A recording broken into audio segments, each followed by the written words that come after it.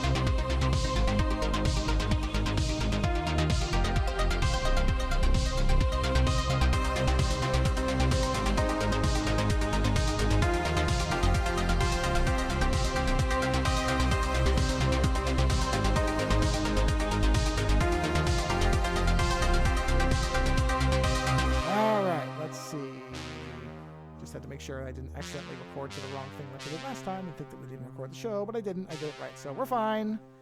Moving into our technical success. For once. I mean, it was still there. It just confused me.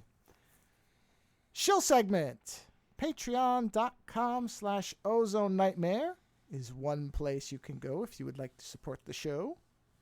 You can also go to the show homepage, and to your right, you will see a row of blocks, which do many different things. One looks like a little squat book with a bookmark.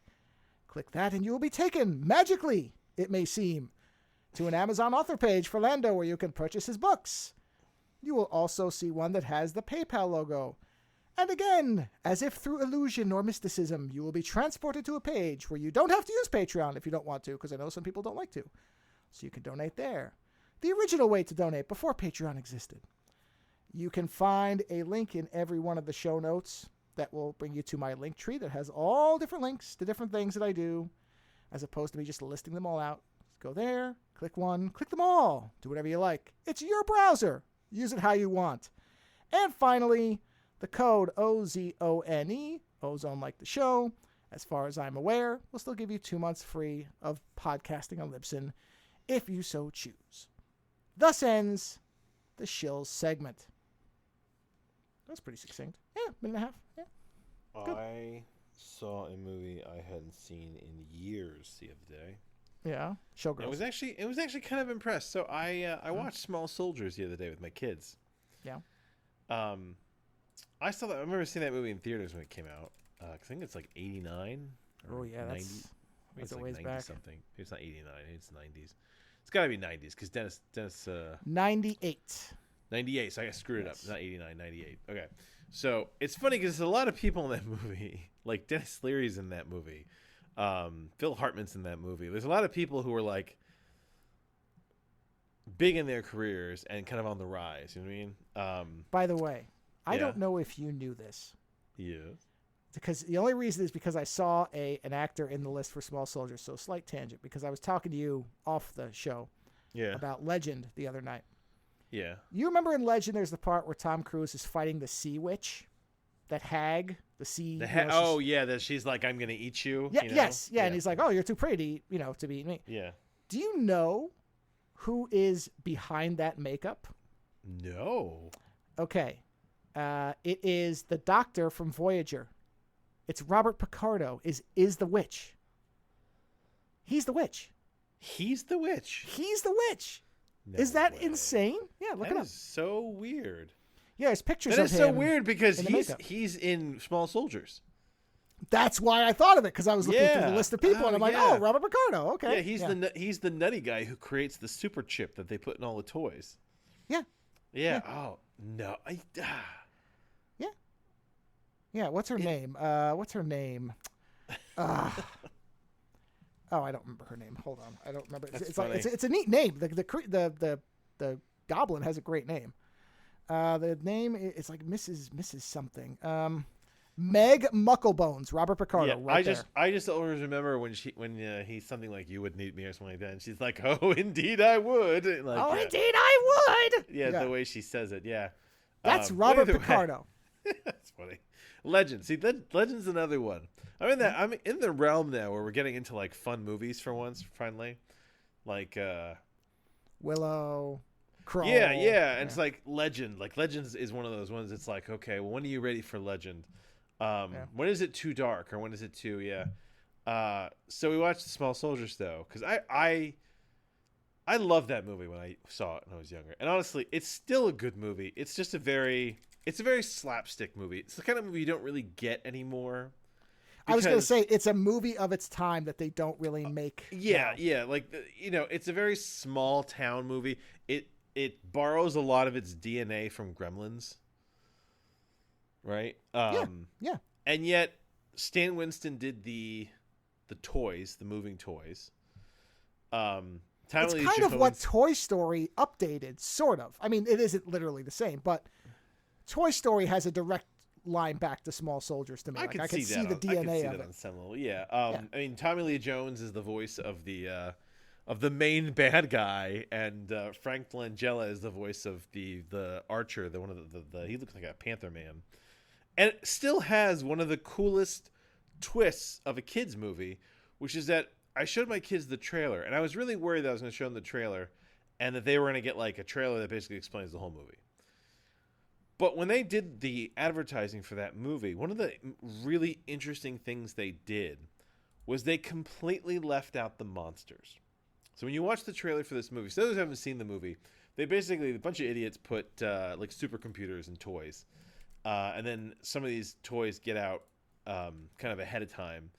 And there are these military G.I. Joe type toys, and then there are these monsters. And the monsters are basically meant to be the losers, and the other ones are supposed to be like the hyper alpha super male soldiers. And what ends up happening is that the sensitive monsters end up realizing that they can get past their programming and evolve. And it's weird because on a pocket level, it's about artificial intelligence as well. Holy shit.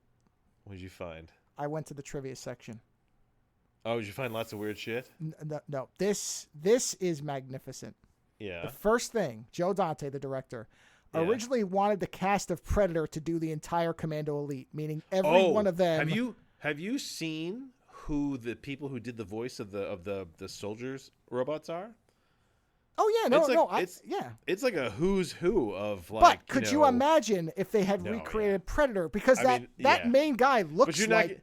But you're not getting Arnold though for this movie. No, well, you know what? If there'd been money. Sure. Yeah, I suppose. I mean, listen, they got Phil Hartman, they got Frank Langella, they got Tommy Lee Jones. No, they got. You're right. It's a stacked cast, but that would have been magnificent. Yeah. So basically you have these two sets of robots, and when you end the soldiers end up being the bad guys who just want to destroy everything in their way to kill the monsters, whereas the monsters are more sensitive, and then they come to realize that there may be a world out there for them, and you immediately side with the monsters, and the whole movie is basically the humans and the monsters against these hyper nuts soldier robots, right? But when you watch the trailer barely even shows you the monsters. It barely gives you any concept of the storyline, and really only focuses on like the soldiers. So when you watch the movie, there's a part of you that thinks that somehow the soldier robots are the protagonists, right? And then you watch the movie and it's like the complete opposite of that. And it still works because the trailer they have attached to it on Amazon was the trailer I watched when I was a kid that basically is like, oh, this is Chip so-and-so, and he's the leader of the and the elite soldiers, and and it's very sort of like soldier, and then you watch the movie and it's not that at all. And it took my kids, I'm happy to say it took them for the same turn it took me when I was a kid, and they really liked the monsters, which is like what that movie was really trying to do. So it's clever because today when you get a trailer, they basically tell you like the whole cliff notes of the movie before you ever see it. Which is weird because we live in kind of this age of like, oh, no spoilers. I'm like, yeah, but they practically give the whole plot of the movie away to you in the trailer. Like, they never used to be like that. Anyway, are you balls deep in trivia? I'm trying. I have a bad habit of interrupting you, so I'm trying to. No, go ahead. No. I actually have nothing to interrupt with. I already did it with the trivia bit. Oh, okay. No, I agree. This is what we sort of talked about this the other night, where I said the same thing. I'm like, yeah, this is a trailer that played everything close to the vest, misdirected the right way, unlike, say, Star Trek Into Darkness, where they were pretending it was a fucking con, when of course it was con the whole fucking time, and anybody with a brain knew it. This is the way you do a misdirect that actually works for the movie, is you make it seem like, well, you don't, as you said, you don't give the whole plot away, but also it's a very intelligent way of playing on the idea that the G.I. Joe characters are who you immediately think are the good guys. You're meant to think that, and so then that's the kind of twist of the movie, which works very well. Yeah, and the movie is full of plot holes. I mean, it's just full of plot holes. But it's one of those things where this is one of these fun 80s movies. And honestly, I like that it flirts with the horror genre at the same time. Because as I was watching, I'm like, yeah, you know what? Like, toys that come to life and that nearly kill you because they want to kill the other toys that you have. Like, it's absurd. But at the same time, there's one point where the robots, the robot soldiers are shooting nail guns at the parents of the kids. And like slipping like sleeping pills into their drinks and stuff like that. Like they try to play the stakes down, but they do burn these people's house down. They do wound them and shoot at them and cut them and stab them. Like it's one of those things where like this movie is really only a hair's breadth away from becoming an intense horror movie. Like if I found out that Rob Zombie was doing Toy Soldiers, Small Soldiers, doing a remake of this, you could turn this into an insane horror movie. You know, and the thing is, one of the things I love is at the end of the movie, Dennis Leary, who's playing the CEO of the super corporation that has bought this toy company, basically says, "Oh shit, we're totally gonna up the price tag on these things." And sell them to to countries in need of weapons, So it's like there's a lot going on with this flick, and I like the idea that at the end of it, the good monster robots basically get in a boat and just take off, and I'm like, I love that. I was like, it's not even like oh, we're gonna make a sequel type of ending. It's just they just fuck off at the end. They don't go back. They don't get decommissioned along with the other, I think 250,000 robots that they made. These robots get away and they go. And there's just something very like it almost becomes like an Asimov thing at some level. You know what I mean? It's like I like a movie that flirts with a lot of different shit, and Small Soldiers is a movie that does that. There is a teeny angst 90s movie in there, right? But there's also like a movie that flirts with the horror genre, that flirts with the robot genre, that also happens to be a comedy, I was surprised it was still as good as it was. Yeah, I haven't watched it in a long time, probably 15 or 16 years. It was on at some point, I remember. Yeah, you don't really have a reason to watch it again, too. No, but I remember when I rewatched it that I mean, this is obviously an old memory, but it was a long time after I'd seen it the first time, and I went, "Oh yeah, this isn't bad." I mean, it's got its dated elements, but it's not bad. Even the robots. There's times, so I know that half the time they're practical, and half the time they try to do a computer. It's less than half the time. I do remember reading about that they built the puppets to be used more than half the time, but they found it was just so much cheaper. Because the only way they'd be able to do it at that point was, I mean, obviously if they did it today, it would have been a lot different, but the way they were doing blue screen then, it was very expensive to mask those people out. It was not like it is now, where it's very simple. And when you see them, when you see the animatronic ones, or the practical effect ones, it's very cool. It's just, you can tell when the CG ones are there, and it can get very fake and whatnot. But oddly, how you're always like, I'd love to see a remake of this movie. I oddly would love to see a remake of this. Like Oh, I don't sure. it wouldn't be the same movie at all, and I don't want them to make the same movie. But it'd be interesting because like it could be a horror movie. Like it would actually make a really great horror comedy. You know, it practically is. I mean, the scene with the Barbie dolls is fucking hilarious. Where they're like warping them and like hot wiring them to bring them to life. And oddly, what's it? Christina Ricci and Buffy are the voices of the Barbie dolls, which I thought was a weird little like. That's a great combo. Yeah, right. So, yeah, it's hilarious. I can't remember Buffy's name. What's her name? Oh, wait, the Kirsty Swanson or the other, or Sarah Michelle Gellar. No, Sarah Michelle Gellar. There you go. Okay. I love that you remembered both. I do Buffy remember both. Names. That's fantastic. Yeah. So yeah, I just saw it. It was funny that it was still as good as it was, though dated. And I would like to see a remake of it. I just don't know. Like, I just don't know if I want it to be like who does really good horror comedy. You saw a horror comedy recently, didn't you? Yeah. What was it? Yeah, what did I just? Jeez, I just friggin' reviewed it. What was it? Hold on, I can go look. Renfield. We were laughing at Renfield. Was that Renfield? Renfield? There you go. Who did Renfield? I don't know who the director of that is. Let me look. I don't know if I knew the person offhand. Let's see. Renfield was directed by. I just realized. Oops, sorry everybody. I had the wrong link for Renfield. I'm still going to the shooting. Whoops. I just realized that because I was trying to use the show to do it. Hold on. Renfield right here was directed by Chris McKay. Oh, Chris McKay. He's directed a whole bunch of stuff. Lego Batman movie. Hey. Oh God, I love the Lego Batman. Robot movie. That's Chicken. one of my favorite Batman movies. You know Tomorrow what? War. Yeah, okay. This is a great segue that you mentioned Lego Batman. Because we just finished Gotham Knights. Yes, we need to talk about Gotham Knights. And we should do our summation of Gotham Knights because we're done with it. And because like it's a very weird review for me. And I think for you as well. It was for me too. Because I recorded my 5-minute review shortly after we finished. Oh yeah, because I was nope, I want this fresh in my mind. Interesting. But I said, yeah, in that review, and I think I said this to you as we finished the game.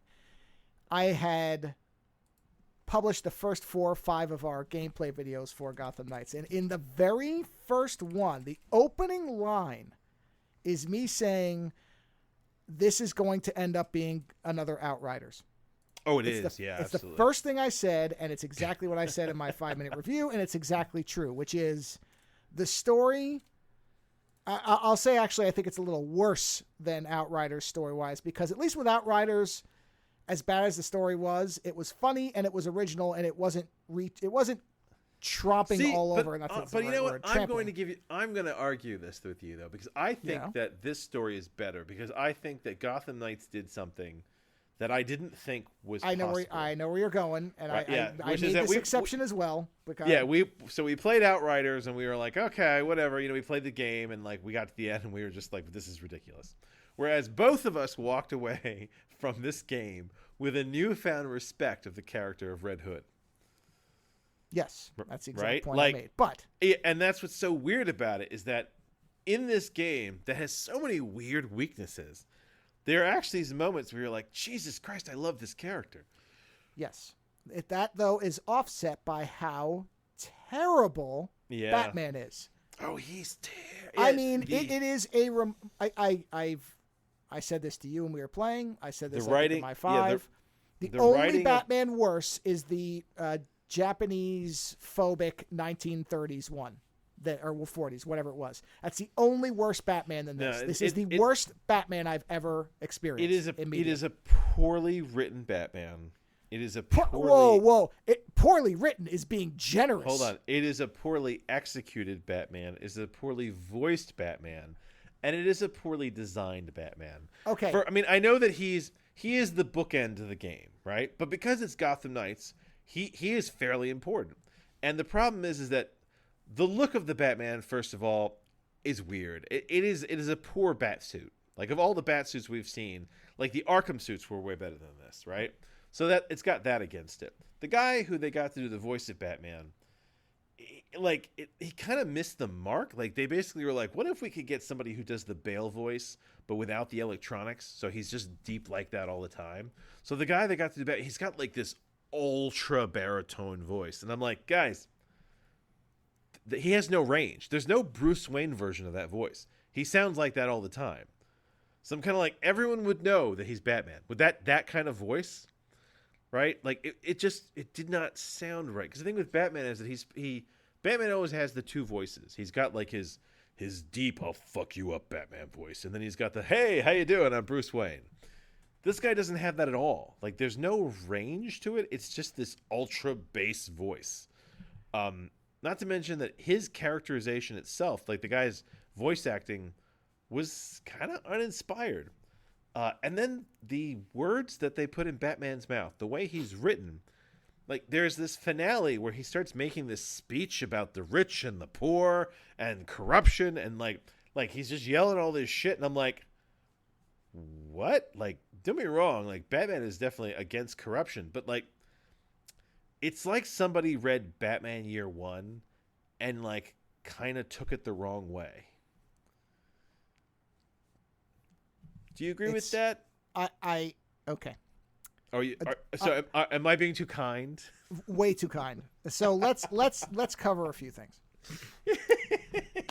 You're not wrong about any of what you're saying. You're just being way too generous in your criticism, because this is essentially a Man of Steel Batman. This is fundamentally not the character. I mean, this I can't disagree with that. Batman. It's just not. When you say poorly written Batman, no, it's not Batman. It's Batman. It's just not Batman. Well, if it had been somebody that wasn't, if this was Azrael or somebody else, you could at least go, well, they were trying to do, or anybody else, any other idiot. If this was Alfred, it would make more sense. But I think it's kind of symptomatic of the game in general, because there's this thing that this game does that's funny, where it's like they didn't want to do their own versions of any of these characters. They except with one exception. They wanted to do this amalgamation, right? So like the Penguin character, he was obviously an attempt at amalgamating like three different Penguins, right? Yeah. Alfred was obviously them trying to take the Alfred from like the animated series and fucking what's his name from and Michael Caine, which is the worst two things to smush together. Yeah, which like didn't work. They just didn't jive. And then like their Mr. Freeze was, I mean, they basically took like. I didn't mind him. Yeah, but they kind of took all the cartoon Mr. Freezes and kind of put them together, right? Not to mention the fact that their Mr. Freeze had weird intentions, because, you know, he looks like the Mr. Freeze from the animated series, except that Mr. Freeze's whole modus operandi was he's doing everything so he can get the money to do the research to bring his dead wife back, right? Except there was no dead wife in this. He just wanted to fucking freeze the world. So it's like, okay, well, that's from a different version of Mr. Freeze, right? Well, that is, to your earlier comment, that is a poorly written Mr. Freeze, because there are elements of Mr. Freeze in there, but they didn't really understand his motivation. I can forgive some of that. So they had this weird amalgamation characters, and then they just had like these poor versions of characters. So like, Batgirl. Gloopy diarrhea Clayface was fantastic in terms of the visuals. This is that. I'll give him credit for this. This is the most disgusting Clayface I've ever seen. Gross, yeah. And in that way, I actually think it was a success. Like, he's in the sewers. He looks like slightly formed liquid shit. He's losing his mind. Yeah, that's okay. I actually think that's the best character outside of the Red Hood in the whole game. That is probably the high point of the game. The Mr. Freeze fight visually is the best thing.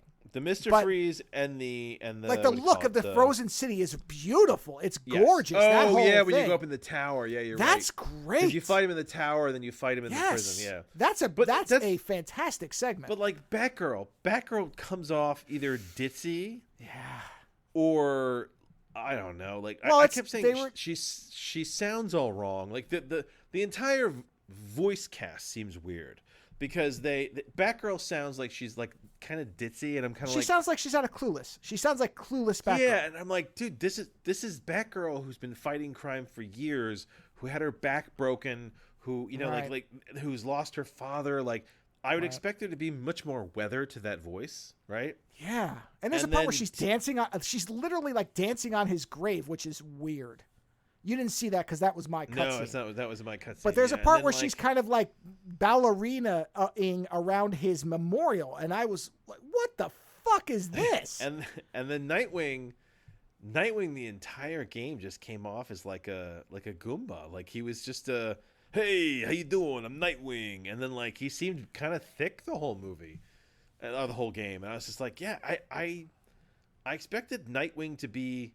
Of the bunch to be kind of the most astute because he's the oldest student of Batman. You know, he's the only underling that basically said, "Fuck you, I'm starting my own franchise." Well, right? and they should have made him more of the leader. Not even yes, the leader, but the problem is, I mean, there's so many problems, but in terms of the writing, but the thing with Batman and his speeches, right? Let's go back to that for a minute. He makes this. There's a hidden scene where it's them having dinner together, which makes no sense. Oh, when they're trying to get him to leave the Bat computer. I mean, that is not. Again, this is not Batman. I don't know what this is, but it's not. Where that should have been Nightwing. That's Nightwing. Yeah. That would have been because what I think they should have, and maybe they were attempting this and they just didn't know how to do it, and it's possible. I liked the idea because I felt like there were parts of the story that were trying to get at this, but they didn't, again, know how, is in Batman's absence, they don't just want to be Batman again. They want to be better or different. They want to kind of, because again, part of what makes Batman's character interesting is his inability to interact with people normally. It's not, what I've thought a lot about what makes Batman since we were playing this game, and I've talked to people about it, and I told you, I think while we were playing, that what I've come to realize about Batman is he is a traumatized child who is on the spectrum, and he has taken his OCD kind of autistic approach to life and focused solely on being the ass kicker detective, right? Which is why he's got a backup plan for the backup plan of his backup plan. But he has done this at the loss of social interaction. And the only person he had growing up was a British butler. And that butler relationship, if you want to think about it, has informed the entirety of his relationships with society. Because when you think about the way Batman deals with everybody, doesn't he treat everybody like they're the help? Like he's dismissive of them, and he keeps everybody at arm's length. Well, he's definitely above or apart from them. Yeah. Yeah, and that's the thing. And I don't think his own kind of neuroses and damage makes it so that he cannot fully interact. I mean, that's the thing is that he takes Nightwing in, right? He takes a Robin in because he sees himself in them, right? But then the problem is that, so Nightwing, for example, Nightwing did not have the same level of neuroses that Batman did. He was not a kid who was kind of that he wasn't as traumatized as Batman. He wasn't on the spectrum like Batman. So he mentally cannot be Batman. And what the problem is that Batman's sitting there going, "I'm training you, I'm teaching you. Why can't you do what I do?"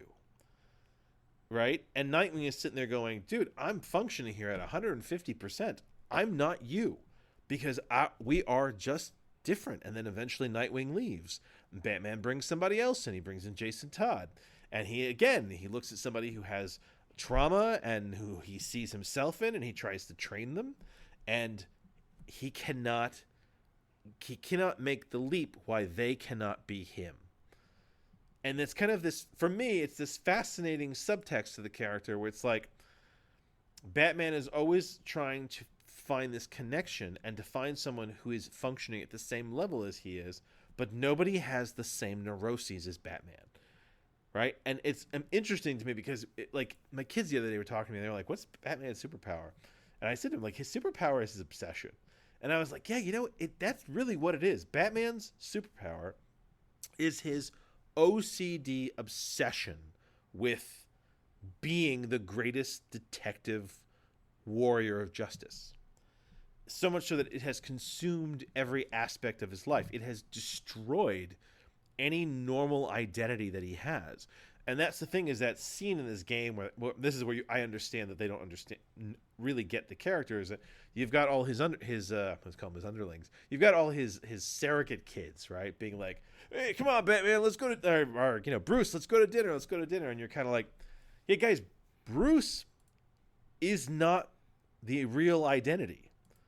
Batman is the real identity. The Bruce is kind of the fake identity he throws up to interact with people. But at the end of the day, like, he is Batman. That is the kind of sad thing of this character, is that that's it. He's Batman. He's Batman all the time.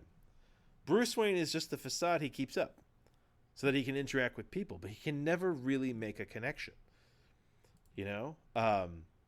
And this game, and a lot of Batman, I think, misses that mark, because a lot of people want Batman to be Batman on the job, and then when he's off the job, they want him to be like a normal guy. But you cannot be this kind of creature without being on 24/7. This is not a thing where he gets home and he puts his psychological issues in a box and goes, hey, who's up for some liquor or lobster, right? No, he's this fucked up all the time in every aspect of his life. And whatever children's surrogates he takes along the way are going to suffer at the hand of that. Right? So the fact that, Nightwing and Tim Drake and all of them are not even more fucked up is amazing. Like, Batgirl is probably the best one in the bunch, because she had a father. She had a somewhat normal dad in Jim Gordon, right? But like, Tim Drake lost his parents, Batman's a shitty dad. Nightwing lost his parents, Batman's a shitty dad.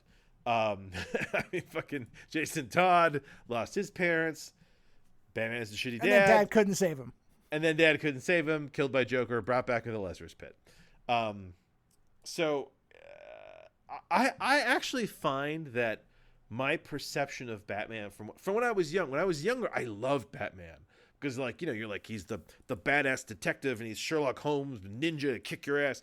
But as I get older, I look at the character with a great amount of sadness, because I look at him and I say, what you're doing is great for Gotham. What you're doing as an idea is fantastic. You are an iconic figure of justice, right? You're putting fear in the criminal underworld.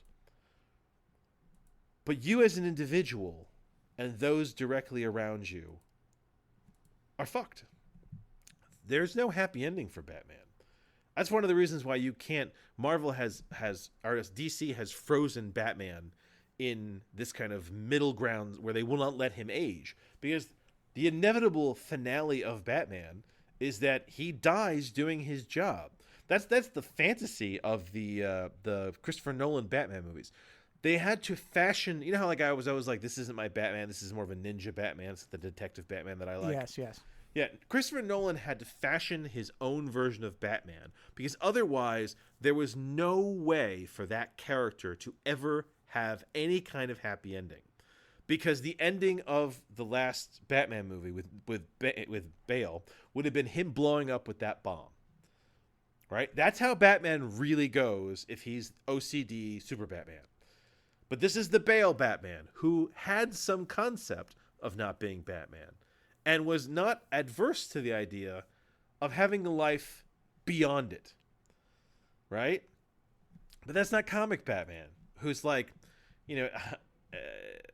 yeah, so it's very funny to me, psychologically speaking. And this game obviously did not want to do any of that heavy lifting. But what the weird thing is, they flirt with it. They flirt with all this stuff because this game is about his protégés who are left with his mess, and the reality that they cannot be him. They cannot be him. Alfred knows they cannot be Batman, and I don't think he wants them to either, because Alfred's probably the one person that everybody in the greater DC universe who understands just how fucked up Bruce Wayne really is. And I do like that he becomes kind of like the grandfather of the group, and in a weird way, like he's not the leader, but he is kind of the glue. And that's one thing. Despite the characterization, which I don't like, I do like the idea that he then realizes that he has another chance at keeping these people alive and maybe helping them like get some kind of happiness. But despite all that bad characterization, Red Hood is still the best character in this game. But it's probably not for the right reasons. It's because he's asshole Batman. Like, he's shooting people left and right, which I know that the game makes a big effort to be like, he's not really killing people. But I mean, he's fucking killing people. I'm sorry. Like, you saw me, like, cutting a swath of bodies through the game. Was I not killing people point blank? Batgirl was throwing people off roofs. Yeah, I know, right? I mean, left and right. So, I know, but like when you see me there doing my gun fu, right, shooting people point blank in the face, there's no arguing that Red Hood is murdering his way through Gotham. True. Yeah. Like there's a great scene in the game. And that's the character. That's the character in the comics. Yeah. So there's a great scene in the game where Tim Drake comes over and he's like, your guns are getting really powerful. We've got to really lower this power on this. And it's like supposed to be this moment where Red Hood is like, okay, he's like, we'll look at the numbers. And in my mind, I'm kind of looking at it going, this is Red Hood going, Tim, I like you. And I don't want you to think I'm a homicidal maniac, even though I'm a homicidal maniac. So I'm going to humor you. And we're going to say that I'm putting everybody to sleep. I'm knocking them unconscious forever. But really, Red Hood is killing his way through Gotham. And as I played this game, I did sit there and think to myself, you know what? Would Gotham be better off if you had a non-Batman type character basically just kill his way through the city? I mean, this is a terrible argument. This is the whole no-kill Batman versus no-kill Superman type of thing, right? But when it comes to like how bad things have gotten in Gotham, right? Batman keeps putting these supervillains in prison, like the Joker, and they keep popping back out. Harley Quinn goes in the prison, she comes back out, all this shit starts, she kills a bunch of people, they put her back, she comes out, kills a lot of people. I mean, you kept going, why would anyone live in this city? Whereas I'm looking at this game and looking at Red Hood, and I'm like, you know what? If you just give him a little bit of time, there wouldn't be an Arkham. Like, and I know that's like a brutal approach, but like on some level, I feel like Red Hood killing the entirety of Batman's supervillain pantheon would save more people in the long run than the justice system.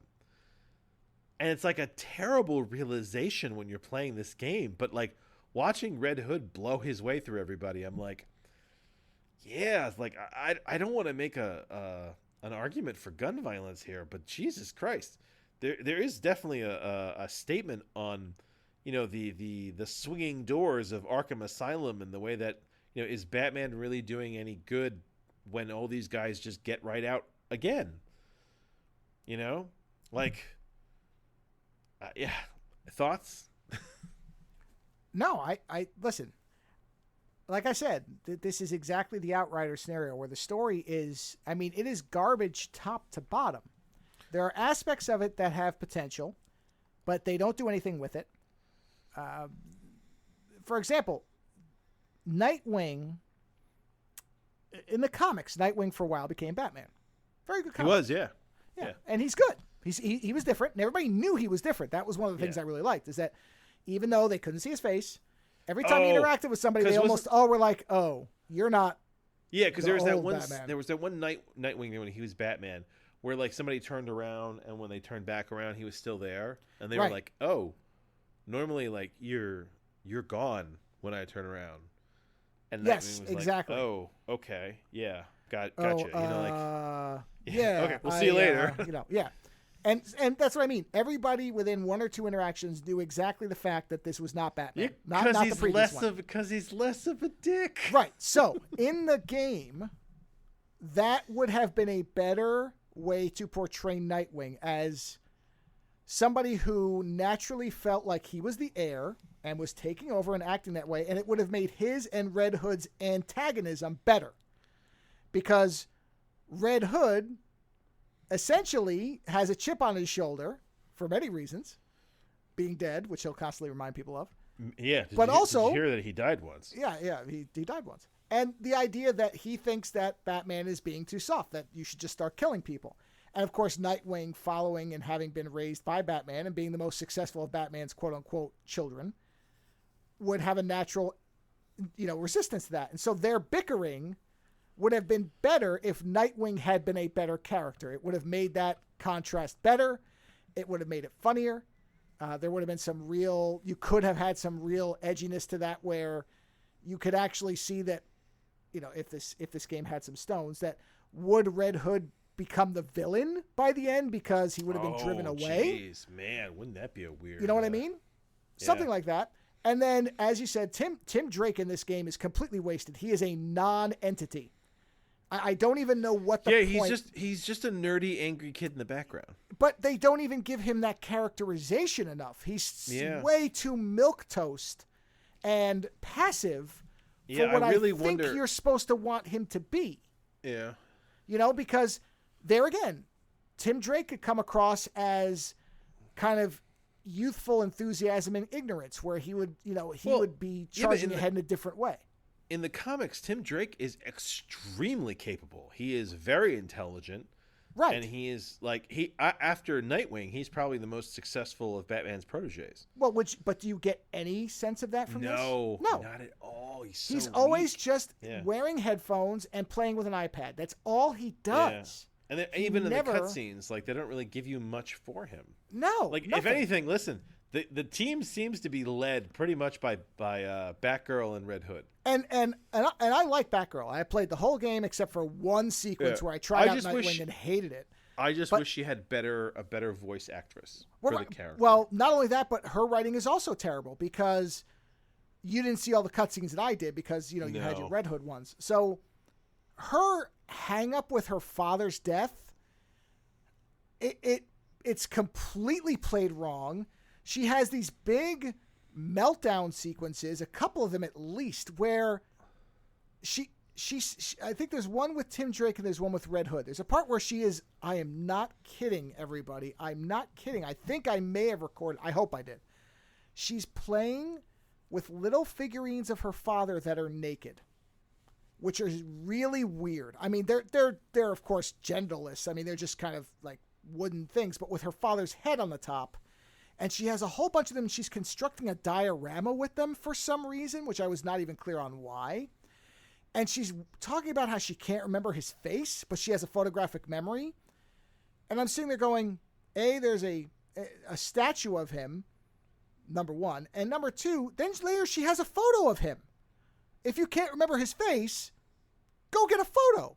You have one. We clearly see it later. There's a picture of her and her father together. If you can't remember his face, look at his picture. You have a photographic memory, right?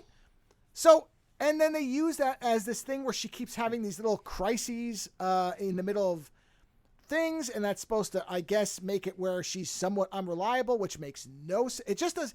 They undercut the character completely, where the only one who comes out who looks like they should be running the team, no bullshit, it's Red Hood.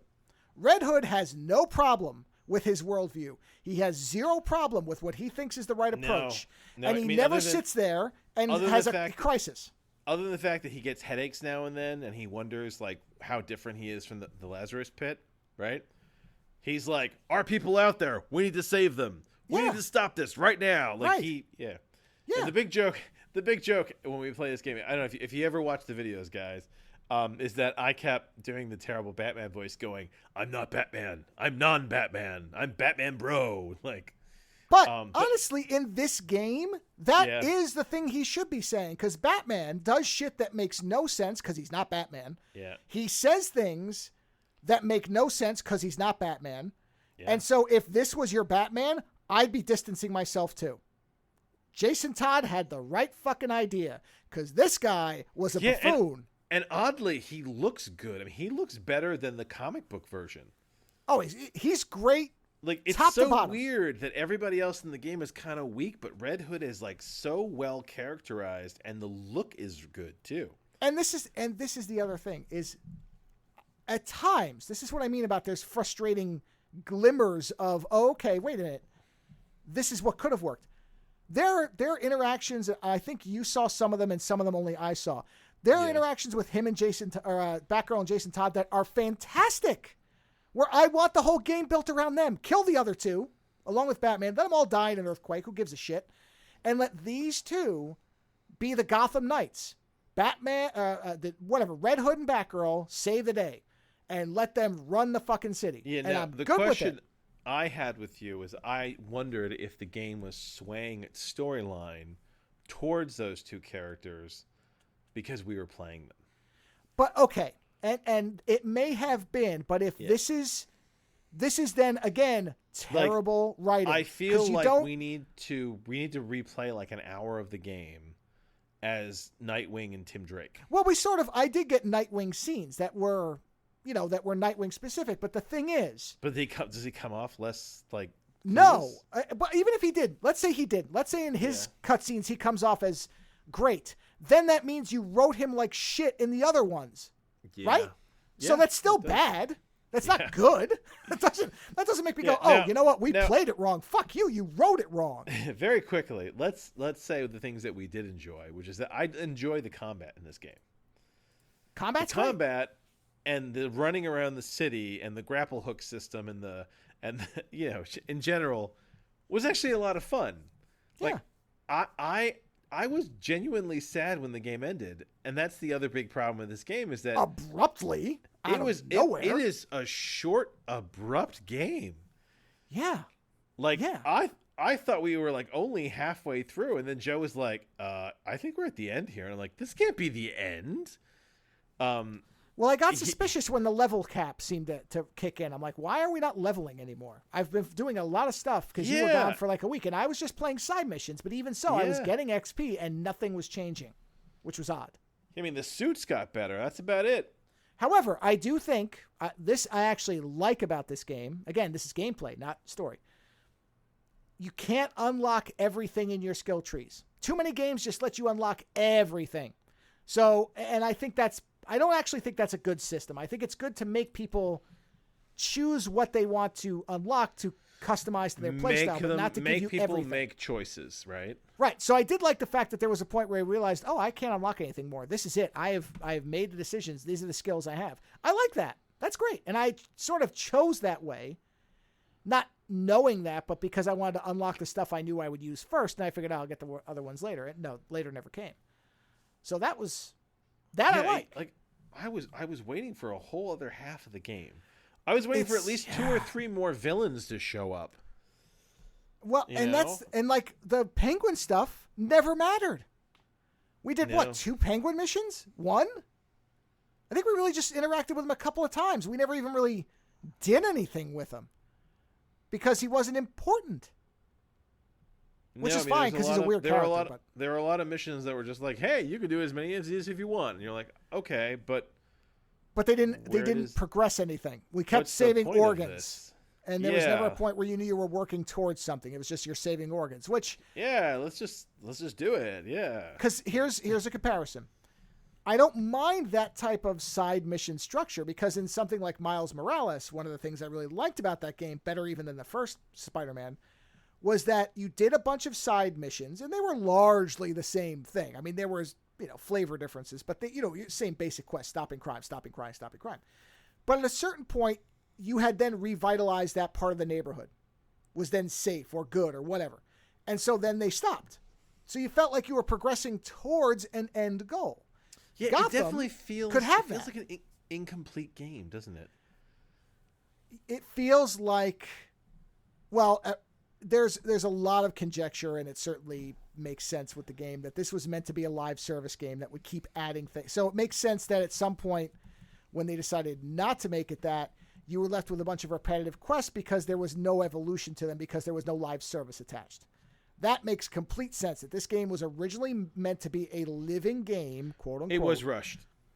Yeah. Well, not even that it was rushed, but it was a rushed out release. But like Fallout 76, right? You largely do the same types of events, but they vary the flavor in the seasons now, right? So are you always hunting a large creature in every season? Yes. but they change what the creature is. They change the parameters. So you don't really notice, I mean, you do, but you don't, that you're doing the same thing over and over because the costuming is different. You know, they've redressed the stage so that at least it looks and feels a little different.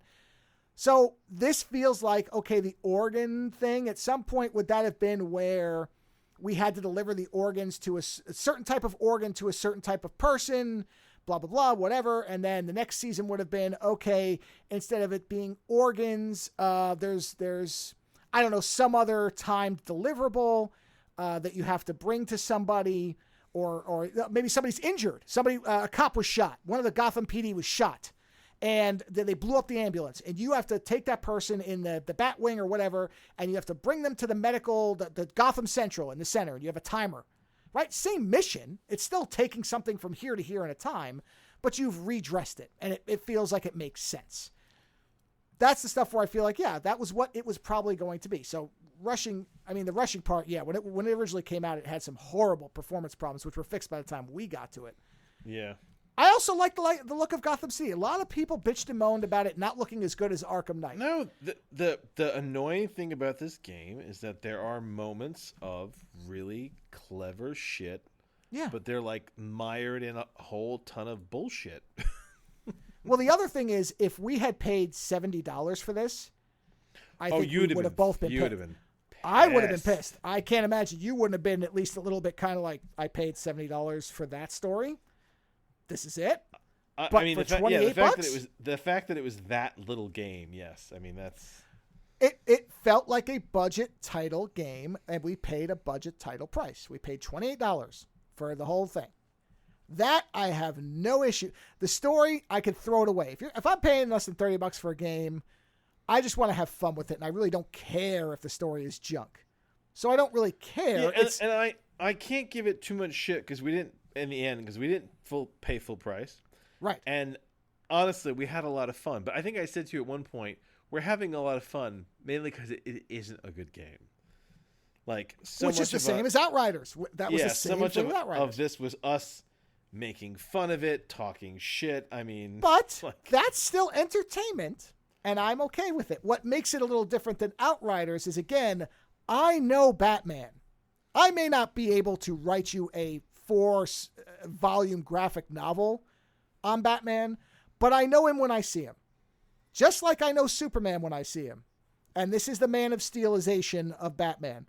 And it fucking blows. So it's a little different than Outriders, where I went, okay, this story is laughably bad, but it's made up. Somebody pulled it out of their ass, and that's how it comes off. And they resurrect him at the end, and then they kill him 5 minutes later. Which, honestly, I actually love that. And I'm kind of like, that was great. What? Like, yeah. Yeah.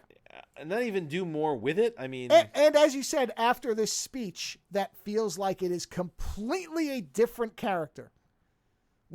And that's another thing. Here's another thing about how bad the writing is. We're slamming the writing, but I agree. I would actually recommend this game to people who don't care about story and just want to have a fun kind of co-op experience. It's totally that. You will have that.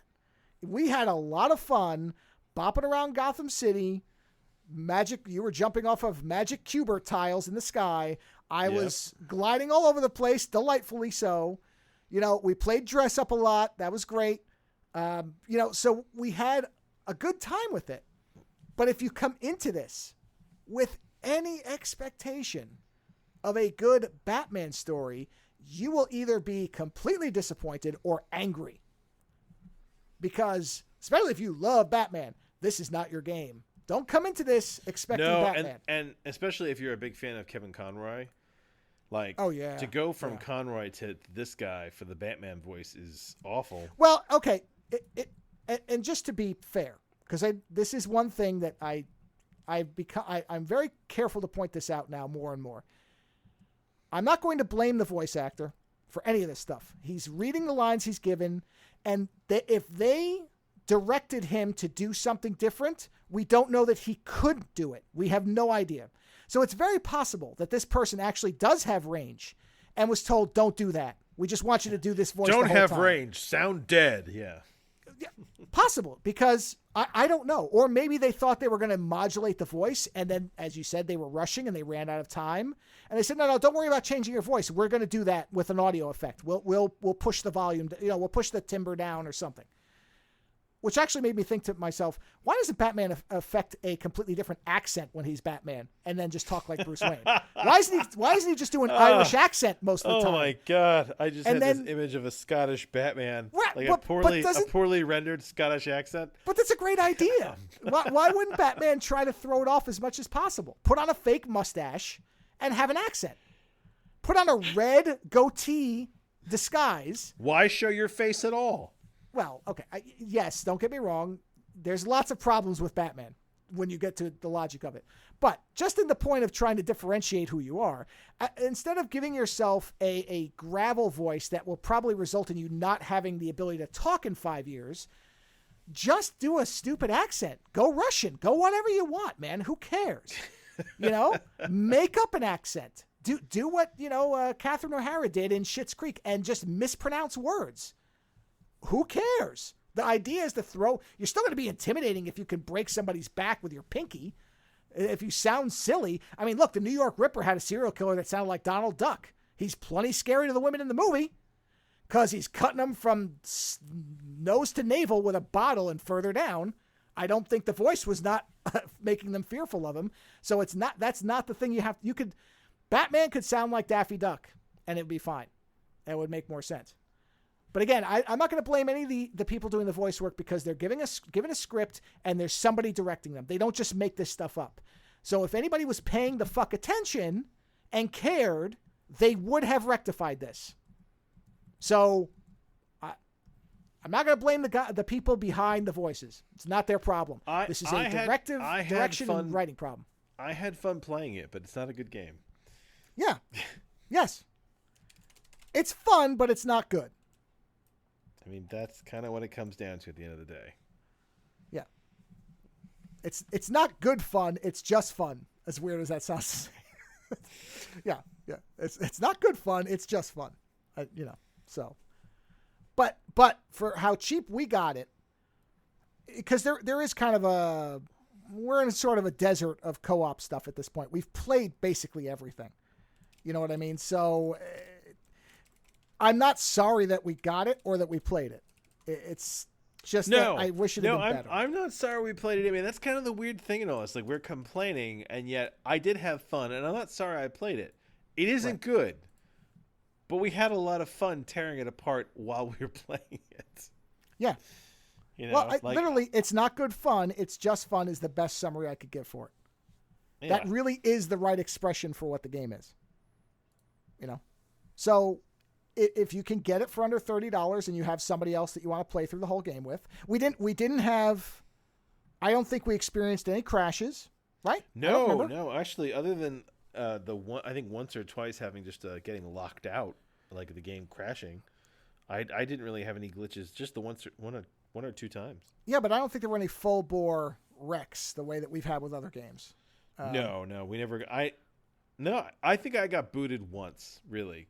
And then, like, another time, there was just a weird server thing. Yeah, I think there was a couple server things. But over the course of the whole time, maybe less than 5, I would say, right? That I can think of. It's not like other games. Like Outriders, we had a lot of weird... Wasteland, we had a bunch of problems where we saved. Every time we got a load screen in Outriders. We didn't know if that was going to be the end. Right. Yeah. And that's Fallout how 76, multiple crashes still, all the time. Oh, yeah. Yep.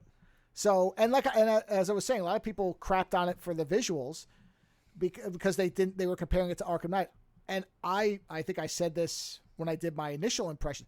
I don't like how Arkham Knight looks. I'm sorry, everybody. I know everybody loves it. It's way overdone. It's gritty anime. Yeah, I don't need it to be raining all fucking night. I don't need everything to be coated in the grim misery of crime, despair. It can just be kind of foggy and still look beautiful at times. It doesn't have to. It's a little over. It's too oppressive. So the restraint. New York City is not miserable every night. Right. And not in every single part of it. Not every single part is Crime City. So, yeah. I think overall, for the price for getting it 50% or better off, you'll have a good time. I don't know whether I would have said that as a solo experience. I have a feeling it might have gotten a lot more dull.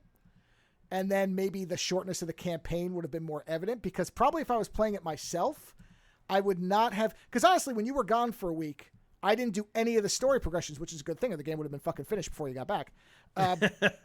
Seriously, that's not even really an exaggeration. Had I done 3 or 4 missions, we would have been on the last thing. So doing the side missions, probably, they are very similar. So I probably would have gone, okay, I'm going to do the story, and the story would have been over very quickly. And there's a debate on whether all games have to be 80 hours. And I'm not saying that. No, not all games have to be 120 hours long, but they should not feel like they've abruptly ended. And this one really felt like it abruptly ended. It did not feel like we got a full story. It felt very truncated. It snuck up on us. Yeah, that's not what you want. And maybe they're like, well, if you did all the repetitive missions as far as you could. No, but that's not a replacement for a well-told story. There again, if that's what they were banking on, that's bad. That's bad writing, and it's a bad way to set up a game. The game story, if you choose to do no, because some people don't like doing side stuff. They just want to be able to play the story and experience a narrative. Well, guess what? You are shit out of luck here, because not only do you barely get a narrative, but it sucks. So do not play this for the narrative. But if you want to have, it is maxed at 2 people. I'm pretty sure this is maxed at 2 people. No, I thought you could play all 4. No, you could play all 4, but I don't think it does 4 players at once. I'm pretty sure it is restricted to 2 players. I'm 99% sure. That seems kind of silly. What did you say about how fast this game was put out? It was rushed. Yeah, it was rushed. Let me take a look. I just want to get everything I'm reading is saying that this game was a rushed production. Well, yeah. How many players can there? Here, Gotham Knights Home. I thought it said in 1 other person. Let's see. Here it is. It's now up to blah, blah, blah, blah, blah. Open world in either solo or with 1 other hero. Yeah, you can only have 2 guys. Really? Yes. Even though you have the 4 of them. Right. You can play as any of the 4 at any time, but only 2 people may play. That feels, I don't know. It's because it's the nature of the way this thing was made. Fine for us, because it's only ever the 2 of us. But that's what I'm saying. If you have somebody else that you want to play through the whole thing through, and you don't care about how silly the story is going to be, and you just want to have some fun combat times in Gotham City, this will work. It is a fun game to play if you're not paying $70 and you don't care about the story. If either of those other two things is true, stop. Stop and wait. And either give up if it's a narrative thing you're after, go play the other Batman games. They have way better stories. Or wait till it's over half off. It will be, I promise, probably pretty soon. So that's what I would say about it. It hasn't gotten very good reviews. No, it didn't. And some of that was because when it launched, and we didn't play it at launch, if you go look at the performance, the way it was stuttering, we would not have been playing it if it had been like that. I would not even have suggested we do it. But the patch that they put out, I don't know, 2 or 3 months, whatever it was later, fixed a lot of that and smoothed it way out. And honestly, in the gameplay, there were only a couple of times where it seemed to slow down a little bit. And it was only a few times that I noticed it. The rest of the time it was fine. I had a lot of fun gliding over Gotham City. It was a good time. Like you said, the grapple stuff, all that, it has the same Assassin's Creed stickiness problem, but all the games have that, so I can't leverage that as a specific charge against this game because lots of them have it. But there was that nice thing where you could just launch up into the air and be flying around and just dive bomb people. That was great. What would have made this game better for me is if they had done something like what's it called? Like Watchdog Legion or Watchdog in general, where there's a larger story, right? But then there's a lot of smaller stories in there as well. There's a lot of side missions. There's because you've got a big crew, you got a team. Like, it just feels like the way that they set the city up, the game should have been like a sandbox. Yes. Until you get towards the end, and then it's like there's a series of missions you need to do to conclude the game. Well, but in the meantime, there's like 100 missions to do in there. Again, Miles Morales, the gold standard for this. Where honestly, I didn't care about the main story in that game at all, but the side stuff was excellent. And it all felt like it was fleshed out, and there were little stories, and it enriched the world. Gotham could have been that same thing. Because, again, I think I said this when we were playing. Where's some of the C-list villains where you could build a whole side story? Calendar Man is doing calendar crimes. There. I mean, he's a dinky villain, but you could do stuff with him. You could have had tons of dinky shit. It would have been hilarious. Right. Yeah. Mad Hatter. You know, you have to go around and, you know, he's hypnotizing the cops to fight you, which they already seem to hate you. So you know, and honestly, yeah, there should have been some dinky villains for Red Hood to be like, can we shoot this guy now? Yeah. There's lots of stuff. Killer Croc. Well, I guess they had to stay away from who they used in the Arkham Knight series largely. Although, yeah, I guess Penguin didn't show up in that because Two-Face, Killer Croc. Although Harley Quinn was in those, I think. Or the Joker was. Yeah, I don't think it was yeah, Harley but Quinn. they put Harley Quinn in fucking everything. The fact that we couldn't just murder her in this game was annoying because they made her obnoxious. They almost put her in early on to bait you and go, oh, yeah, okay, there's familiar villains. And then she just vanishes. She's just gone. She never comes up again. And it's like, oh yeah, okay. Yeah. Once you catch her, that's it. There's no more. She's done. Yeah. Yeah. That's what I'm saying. There you go. Yeah. So. But yeah, it does sound like we're being horribly negative, and in the storytelling we are. But in the gameplay, perfectly serviceable. And like I said, it was good fun. time. No, it good, was cheap fun to play, and as long as you're willing to like mock the game as you play, it was a good time. It's not good fun. It's just fun, and that's not bad. So anyway, now that we've talked about that for an hour, as is my custom, I followed a winding tale to watch something that I heard about a while ago and never had any intention to actually watch. And I'm not sure that I'm making a good decision in watching it, but you know, I'm not done with it yet. So I came across something on YouTube. I was watching something, and you know how it comes up with the recommended garbage, which is 99% shit. But there was one that caught my eye, and it said 10 RoboCop villains that never made the movies. And I went, there were 10 RoboCop villains outside of the movies? But where are they from? So I was like, I'm interested, sure. Because I know there was like a couple of series, and there was a cartoon and stuff like that, and I vaguely remember them, but whatever. So I'm like, I'll watch it. Why not? It's like a 5-minute long video. I'm just curious, are any of these worth a shit? And I'm watching it, and I'm like, stupid. And then it was like RoboCable. And I went, what? RoboCable? Because my first thought was when they said the name, that I thought it was an X-Men crossover. And then they explained, no, this was a character in a show where they built a second RoboCop. And I went, whoa, okay, stop. And I just stopped watching the video and immediately started looking this thing up. And this is referencing a TV series from 2001? 2001. Is this like an animated RoboCop? No. Live action. It's called RoboCop Prime Directives. It was a TV show about RoboCop. It was a 4-movie miniseries about RoboCop. But it's more specific than that, because immediately I went, I don't really care. I know the TV series are supposed to be shit. But then I read what the idea of it was. So this show felt the people behind it, because RoboCop 2 I like, but a lot of people think that it's not. Three. That's the jetpack one, right? No, 3 is the jetpack one. 2 is the one with Kane. Yeah, the jetpack one is terrible with the ninja. Right. Yes, very terrible. 2 is certainly a step down from RoboCop, but is fun in its way. It was. I know what they were trying to do with it. It's just not always successful. They still do some funny, interesting shit in that movie. Oh, they do. The part where the RoboCops kill themselves is still one of the funniest things in any movie I've ever seen. Where the one tears its helmet off, screams, and collapses. And the other one shoots a guy in the arm, then shoots itself and hangs its arms as the red and blue lights go off. Is never not funny. It's on the... There are certain clips from movies I watch from time to time just to laugh. That's one of them. The other one is when Chucky first comes alive in the first Chucky movie, which even my wife at this point now finds as funny as I do, where the woman is screaming at Chucky as he's the normal doll and says, start talking or I'm going to throw you in the fireplace. And he immediately springs to life and says, you fucking bitch, you dirty slut. I'll teach you to fuck with me. And he just goes crazy. Brad Dourif is a fucking national treasure. Anyway, back to RoboCop Prime Directives. So what they said was that starting with 3 really, is that they started going very kid-friendly. They were just, like RoboCop 3 is clearly made to sell toys. The series are made to sell toys.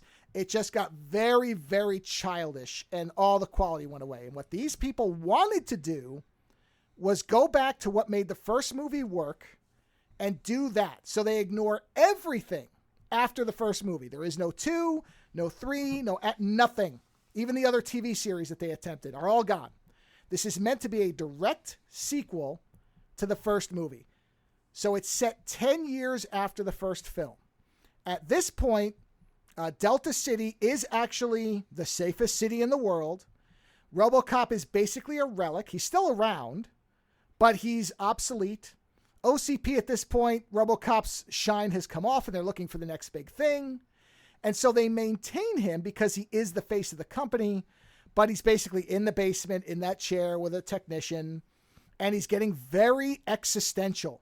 He's sitting there going, what is the point? You know, they made me for this thing. I did what they wanted me to do. Why do I still exist? Like, he's very much getting into the human side and questioning what the point of his existence is anymore. Almost to the point of, should I just kill myself type of stuff. And I'm like, this is really interesting. And they're doing it's very violent. So it feels much more like the first movie, where there's lots of people getting mowed down, lots of people getting shot, blown up, all kinds of shit. They're doing the commercial stuff, and a lot of it is actually funny and does feel like it's connected to the first one. But this is a series where everything it does right, it does something equally terrible. It is a 50-50 show. And a lot of that, honestly, is because they don't have enough money. It's very clear they're working on a non-budget. And they don't quite handle certain things correctly. So the stuff I was talking about with the satire elements.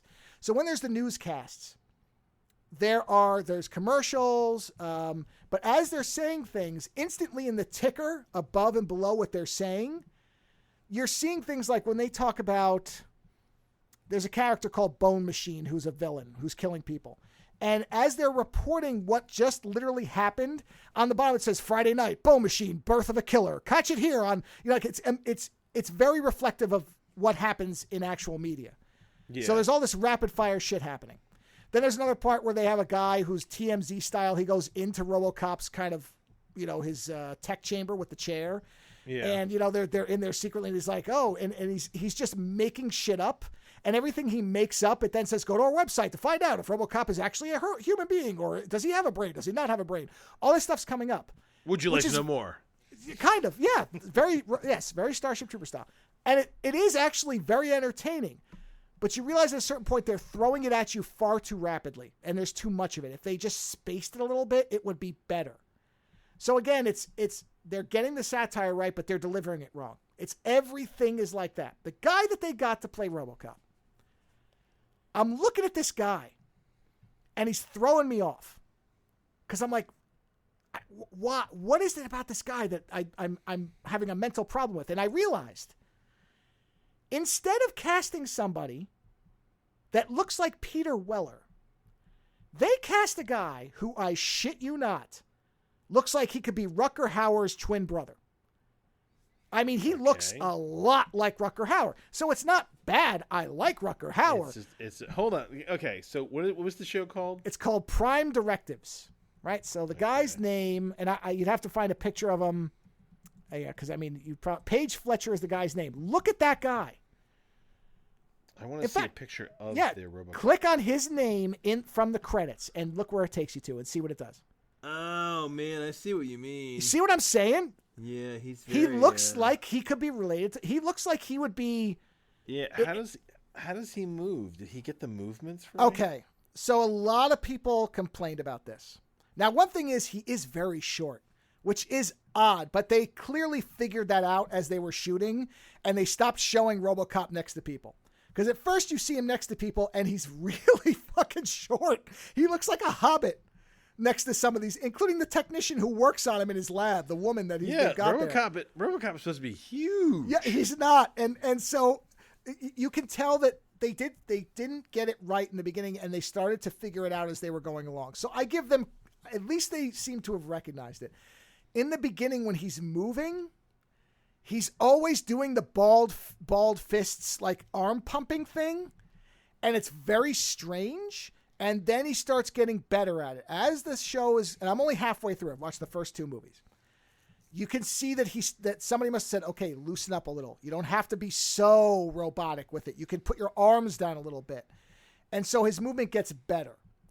The costume, a lot of people complain about. Look, sometimes it looks good. Sometimes it looks like shit. They had no budget. I'm not going to complain about that.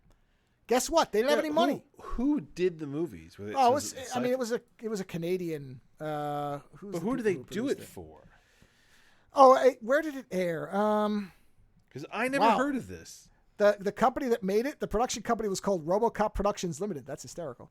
Where did it air? That's a good question. Is this a sci-fi original? I have a hunch. Here it is. Let's see. Fireworks Entertainment wanted to use TV rights to RoboCop. Where was it broadcast? Let's take a look. Where was it actually? A miniseries released? Yeah, but where?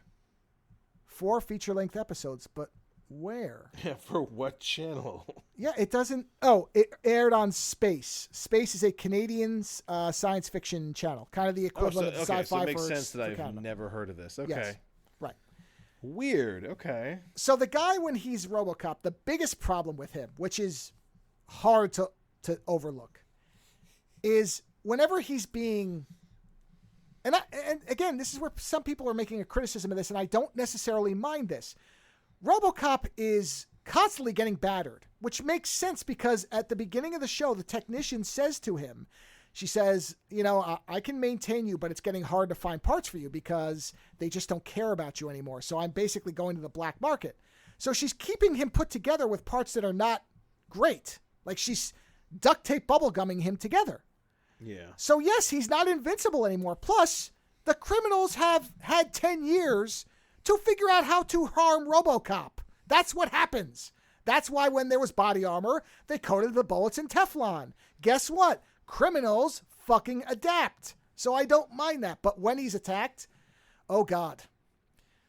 Whatever direction was given, he looks so bad as the I'm being harmed movement. And then they do this weird stop motion effect on him. I wouldn't even call it slow motion. It's almost like stutter motion. It's awful. I mean, it is comically bad looking. Whatever. I blame again the director. I'm not going to blame a guy in a suit if the director says, make it look like you have hot or fire ants in your underwear and writhe around, and then I'm going to shoot it in bad slow motion. It just makes it look horrible. When he's walking around, it gets better as it goes on. Yes, at first he looks very stiff. He does look like he's overdoing the robot thing. There's a RoboCop series as well, right? That's the one I think it's before this, right? The 6-disc box set complete what series. Year? What year? 16 hours, 94. Yeah, that's the one that they wanted to ignore because they said it was too kid centric. Okay. It was like no violence, and they wanted to go back to what the original was. So yes, they specifically ignored that as well. Which I think I saw one episode of that, and that was straight out awful. I mean, terrible. Because I think it was just very sanitized. Like, what's the point? What is the point of a RoboCop where he doesn't shoot anybody? It's like G.I. Joe shit. No, not for me. So, RoboCop stuff's fine. There's a lot of digital kind of gunshot and spackle effects and type of stuff. Spackle meaning like ricochets. That looks, cheap because it's 2001. But the guy, when he's got the helmet off and he's like remembering stuff, he's actually pretty good. And and this is something else I really like that this series does. Of course you remember the movie. Everybody who's seen RoboCop generally remembers it. In the movie, we don't get that much of Murphy's backstory, which is fine. Yeah. It's not necessary. He had a wife and kids. Right. You know that he was kind of a cowboy.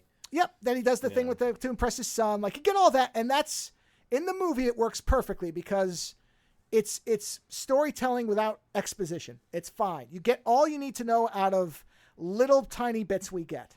It's fine. Because that's not what the movie's about. Watching the trailer for this, you know what this reminds me of? Yeah. Oddly. Yeah. It makes me think of Max Headroom. Yes, I can see that. I can absolutely see that. Yes. Okay. Yep. Although it doesn't play anything like that.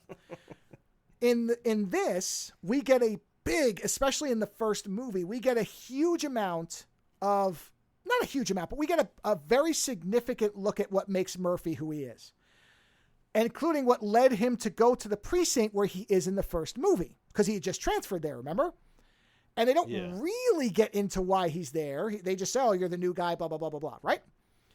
So now we get to find out what happened. So John Cable, who will later become RoboCable, John Cable and he were partners in his other precinct, and there's a part where they've been hunting the serial killer, and Murphy is a very kind of the classic good cop archetype, by the book, follows procedure, blah, blah, blah, blah, blah, the whole thing. And John Cable's a little bit harder edged, a little bit more Denzel Washington Training Day type, although not completely, on the other side. He hasn't gone too far around the bend. But they end up accidentally finding the serial killer's house, which is very much a Buffalo Bill style type of thing. Not in terms of what he's doing. He's not wearing a women's skins or anything like that. But in other words, they get into this house of horrors, and in the basement, they just see body parts chopped up all over the place, and they find a woman in a goddamn refrigerator thing, like stuck in one of those kind of horizontal refrigerators or freezers. And Murphy stays down with her to calm her down, and Cable goes upstairs to find the guy. And he thinks he finds him, and in fact, he finds a body, and the guy gets the drop on him. So you hear the guy yelling at Murphy. He's like, get up here, cop, type of thing. And of course, when he goes up there, Cable is being held hostage. The serial killer has his gun to his head, and Murphy pulls the gun on him and says, you're under arrest. And the guy goes, I'll kill him. Drop your gun. And Cable says, don't drop your gun. You drop the gun, he's going to kill us both. Just shoot him. The classic take the shot thing, right? Yeah. Classic setup. Like, we've seen this a million times. But Murphy, of course, having more concern for at least trying to save Cable, puts his gun down. The guy tries to kill him, at which point Murphy gets the drop on him. I think Murphy shoots him in the shoulder and wounds him and knocks him down. And Cable says to him, have you called for backup or anything yet? And Murphy says no, and he says, good. And he shoots the fucking serial killer like 19 times and executes him. And Murphy is fucking horrified. Right? So then we cut to Cable. And Murphy would be, because that is the character. That's the character. The classic good by-the-book cop. And Cable is more of a, fuck that, this is justice because I'm not taking a risk this guy gets off. Right? Street justice type shit. So then we cut to Cable is getting a Medal of Honor, and Murphy's standing in the back and looking at him to see if he'll refuse it or admit to what he has done. And when he doesn't, the next thing is Murphy says, or Cable says, I heard your transfer went through. And he's like, yeah, I just need a fresh start. And, they part not as enemies, but clearly knowing that they're on different sides of the way the law should be. Right? Really well done. That stuff is excellent. I mean, don't get me wrong. It still has all its budgetary problems, and there's still, it looks cheap, but the acting is good. It's a nice background for Murphy to kind of it reinforced what we knew about him. It explains why he transferred. Not that we needed it, but it makes sense. You know what I mean? It's something that doesn't seem unnecessary. It's a nice bit of backstory, and it gets him to where he ends up as being killed and then becoming RoboCop. And so, like, that stuff's great. I really enjoy that stuff. That type of stuff I actually think is well done. Then there's some political stuff inside of OCP, which makes sense. It's cut-through boardroom stuff, just like in the first movie, but now it's with different people, but it's the same kind of ruthless executive stuff. So again, feels like a logical evolution of what OCP would be, except now it's new players, angling to try to come up with the next big thing. The same way that Bob Morton and Dick, whatever his name was, Dick You're Fired, whatever Dick You're Fired's last name was, Dick Jones. Dick Jones. It was Bob Morton and Dick Jones. So it's the same thing with the two of them. Except in this case, the Bob Morton character, I guess, kills the entire board because he comes up with an AI a system called Saint that would run the whole city, which makes sense. That is something that OCP would probably do, is come up with something to just run Delta City as an autonomous city OS type of thing, Watchdog style. And then when they say, no, we're not going to do that, he tells the system to kill them all, and it does. And that's kind of where I am as far as that. There's more to that. And then Murphy's son, the wife has died, and Murphy's son is now an OCP executive and doesn't know he's RoboCop. So, so then he starts finding out because somebody says something to him about, you should look up what happened to your father. And so he's got this whole thing where he's looking that up and eventually finds out that his father became RoboCop. But otherwise they don't, RoboCop sees him and knows who he is. Like a point stops and looks at him, but doesn't say anything and just keeps going. But the son doesn't know. So that's coming up. I haven't gotten to that part either. And so then there's this guy called Bone Machine, and Bone Machine is the epitome of, oh God, what did you do? Because the costume looks like it's a $2 Mega Man comic. Look him up. Look up Bone Machine. Have you seen him? Sorry. It really, he's got these giant things on his arms that look like Mega Man cannons. I was about to say he looks like a Mega Man reject. It's so bad. He looks like a Mega Man villain that they decided not to make into the game. It's awful. And then when he's doing stuff, he's sticking his tongue out going, all the time. It is embarrassingly bad. But he's running around and Cable figures out where, John Cable has transferred back into OCP from where he was. Now he's working at Security Concepts, and RoboCop at one point shows up and knows who he is, but he doesn't know Murphy is RoboCop, but he figures it out pretty quickly. Like he figures it out. And so they corner Bone Machine. Oh God, even the name is so stupid. They corner Bone Machine. You gotta say it the right way. They corner Bone Machine. Yeah, right. Ugh. And of course, what happens is Bone Machine manages to get John Cable and put a gun to his head, and it basically is a reenactment of the scenario in the serial killer's house. And so RoboCop's got the gun. That is a bit of lazy writing. I'll give you that. Well, it's not. I don't even mind that it's lazy writing. I mind the fact that it doesn't. What happens next makes no sense. I know what the idea was. They wanted to replicate the scenario and show that now RoboCop would do what was necessary. But it does. So RoboCop switches to armor-piercing bullets, and basically Cable is in front of Bone Machine, but Bone Machine has bulletproof armor down his body. So he shoots Cable through Cable, blowing a hole in his torso and killing him. And it doesn't do anything to Bone Machine except kind of make him go, why'd you shoot? Like the expression on his face, I shit you not, is my expression as the viewer. Why would you do that? He just looks down at the body and then looks at RoboCop as if to say, why did you do that? And why did you kill my hostage? Right. And do nothing to me. Because the stupid part about Bone Machine is, like Batman, the bottom of his face is exposed. If you are going to shoot him, you shoot him in the why face. Would you shoot him in his jaw and blow the back of his spinal cord out? Why would you shoot Cable in his pelvic muscle that is shielded? And so Cable dies, and then I think he blows Bone Machine up by shooting like something on his back or whatever, or barrel, who knows, whatever. He kills him somehow, asininely, and Cable dies. And that whole thing is just ridiculous. Yes, is it lazy writing? Sure. Again, we've seen it a million times. Could they have made it meaningful? Yes, they could have. They could have done something with it. Instead, they make him kill Cable in the dumbest way possible for no actual benefit, except that now OCP has another cop. Another cop that they make into, because they say, RoboCop we don't have enough control over him because he's semi-autonomous. He's been around for long enough, and he's got his own programming. Yeah, he's got his own programming, and he's very popular, and we can't make him do what we want to do. So the head of OCP, or one of the executives, who is John Cable's ex-wife, and they hate each other, then makes John Cable into RoboCable. Now, admittedly, RoboCable looks cooler than RoboCop. They gave him this nice gunmetal chrome armor. Looks really cool in motion. And they gave him dual guns because he dual wielded as a cop. So both his legs open up and he's got the guns, which is, I'll admit, it's a stupid upgrade, but I fucking dig it. Like, I do like the fact that he pulls the two guns out like Shadow. Like he's the fucking Shadow. I'm okay with that. Like, I'm all right with that. Like, really, it's dumb, but this is a dumbness I can get on board with. Unlike the thing where he shoots the guy for no fucking reason. But you want to give him 2 guns?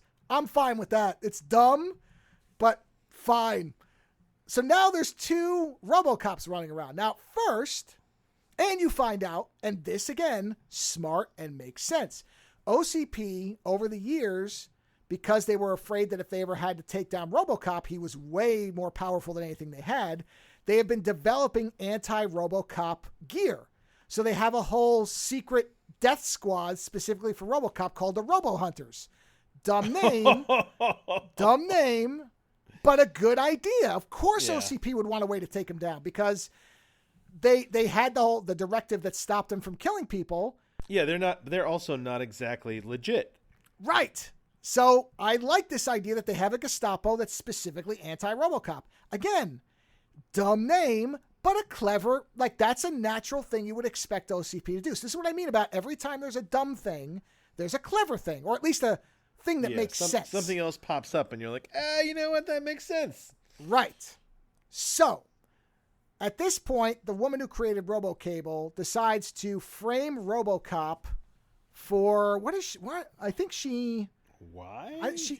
Because she can't control him, and now she's built a better RoboCop. So what she wants to do is just get rid of him. And she knows that there's no way to do that without turning everybody against him. She can't just deactivate him, right? She has to have some excuse. So I don't remember what she says he did, but they claim that he did something, and they falsified, the evidence of it. And now everybody turns against RoboCop because they think, and literally it is the funniest thing where they have the news program about RoboCop being, the metal messiah. And then it goes to, Cyborg Menace, like in the course of 30 minutes. And then it's like, RoboCop, when did he turn rogue? Friday night on OCP TV. Like, that shit's funny. That shit is funny. And they have kind of what I guess you would say is like what do you call it? What was the guy? Like a Glenn Beck type. Yeah. They're doing this whole thing where he's talking about, if I was RoboCop and I had to work for the government, nobody appreciates shit I do, I'd probably start shooting these fuckers too. So what are you complaining about? Go Robo! Like, it's just, there is funny shit in what they're doing here to some extent. They obviously love the original movie. That's very clear. Very clear. They just didn't have the money to make it. Right. So then in the second movie, which is called Meltdown, that's where basically RoboCop is on the run, and he ends up in this kind of like the slum area of the town that's in old Detroit, where it's still a shithole. So Delta City is the golden area, and everybody else gets thrown out. Kind of the whole Battle Angel Alita thing, where if you're up in the floating city, you're lorded above everybody else, and if you're down in the scrapyard, you're a piece of shit. Same thing. Old Detroit versus Delta City. So he's in there, and he's on the run, and he's having some mechanical breakdowns, and he's kind of scavenging things to put himself together. And he runs into this young girl who's separated from her mom, and, he's protecting her. So they're getting more into the human side of RoboCop and how he is actually a protector, and he's trying to help her out. He gets her reunited with his mom, at which point he gets attacked by the Robo Hunters and RoboCable. And RoboCable is shooting him, and he starts saying things like, okay, similar to what Lewis did, where she says, Murphy, it's you, and starts the whole thing where he's remembering. He then does that. Again, it's echoing the first movie, so it's repeating. But he says the thing about, John, I know you're in there, and he's transmitting this stuff to him, showing him memories of how tortured he feels about shooting him. Like he's got this, he's reliving that. In the in-between thing, he keeps... You remember how he was having those terrible dreams in the movie, and he would writhe around because he was, remembering things? He's seeing himself shooting Cable over and over and over. And Cable, when he dies, which I actually kind of like that they actually threw this detail in there, as he's sliding down, he gives him this look like, I didn't think you would actually shoot me like this. I can't fucking believe you just shot me type of look. And he keeps seeing that, and he's crying and shit. And it's supposed to be emphasizing the fact that he's human, that he is, that his humanity is gradually becoming more and more dominant over time, that he's become more man than machine now, even though he's technically more machine than man. So they're doing that thing, and RoboCable kind of freezes up, and so the Robo Hunters are basically beating the fuck out of him, and they're electrocuting him and shooting him with these super weapons and shit. And then RoboCable, of course, kind of snaps out of it and starts gunning him down with his dual shooters, which is fucking rad because he's dual wielding, and that's great. And then him and RoboCop are shooting people, and it's fucking 2 RoboCops, and they're gunning down all these assholes. But That shit I eat up. Like, that's fine. I like the idea of 2 RoboCops blowing the fuck out of people. Like, that's what I want. But right before that, again, there's these little clever things. So as the Robo Hunters are deploying, it's basically that very much feels like an Apone and Marine situation where they got the one guy in charge, and he's like, "All right, Robo Hunters, we're here to take down, blah, blah, assholes and elbows," right? And as he's giving this speech about what they're doing and what they're meant to do, and shoot first, ask what, every couple of sentences, his communicator, which is basically like a mini tablet, he takes it out, and it's the guy at OCP who deployed him, and he's like, "Carver, give me your stats." He's like, "All right, we're here. We're about to deploy. Great, keep me posted." He puts it away. "All right, guys, here's what we're going to do. You're going to fan out. I want you in this city. Beep, beep, beep." "What is it, sir?" "Carver, give me a status update." "I'm giving everybody orders. We're getting ready to deploy." "Great, keep me updated." Puts it away. But they play it well. It's funny because he starts getting really annoyed at the thing, but he has to take it out because that's his boss. But you can see he's getting more and more agitated at the fact that this asshole keeps pinging him every 2 fucking minutes for an update. And he's like, "I haven't even deployed the troops yet. I will let you know." And he keeps doing it. As he's being shot at, you hear the thing going off and he's trying to update. It's a riot. Like, shit like that is funny. It's so... That's what I mean. This is such a split thing. Now, I'm going to watch the next 2. I'm going to watch it all the way through. Well, the fact that you're going to watch the rest of it is a good thing. Yeah. Now, right? Because it means it's not so shit that you're like, fuck this. What is unquestionably obvious, even at this point, and I doubt this will change, it's too long. There's way too much filler in this stuff. Way too much. This thing probably should have been 4 or 3 hour-long episodes. One about where RoboCop is. Again, now we're on where we are, what's been going on, what he's going through. Cable comes back. The middle is Cable and him hunting Bone Machine, the backstory with him and how he got transferred, and then whatever the end is going to be, which I don't know because I haven't watched yet. But it's very clear that this is too long. And I think part of... And the music is bizarre. The music is like a Western, which makes no sense. It's this weird Western type of music, which is bonkers. I don't even know how to describe how odd it is to hear it. And it's always when they draw guns like... Da-da-da-da-da-da. It's like, whoa, wait a minute. This was... Well, this is not... At least it's not like Benny Hill music. No, not quite. But it doesn't fit. I mean, it is completely ill-fitting. But there's... scenes where he's getting shot and electrocuted, it goes on way too long, especially because he's reacting so oddly and bizarrely. That should have been trimmed way down. There's long scenes of different things where you get the sense that they're just kind of holding on them because they know they need so many minutes of footage, right? And they're just not cutting. Yeah. You could have cut a minute ago. And when you add all that up, you get a much shorter runtime. So it was probably conceived to be able to fill out this amount of time, which is about 6 hours, to be this particular block of time.